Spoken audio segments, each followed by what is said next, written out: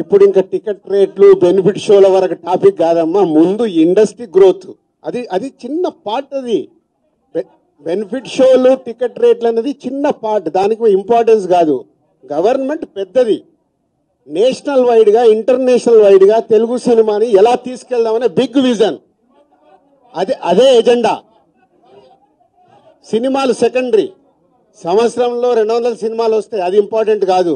తెలుగు సినిమాని ప్రపంచవ్యాప్తంగా హై లెవెల్లో పెట్టడానికి ఏం చెయ్యాలి, హైదరాబాద్ ని ఇంటర్నేషనల్ హబ్గా ఎలా చెయ్యాలి, ఇవి చాలా పెద్దవి. చిన్న చిన్న విషయాలు మనం మాట్లాడుకోవాల్సిన అవసరం లేదు, అవన్నీ టైం చెప్తా. మాకు బిగ్ ఛాలెంజ్ ఇచ్చారు సీఎం గారు, దానికి రీచ్ అవ్వాలి.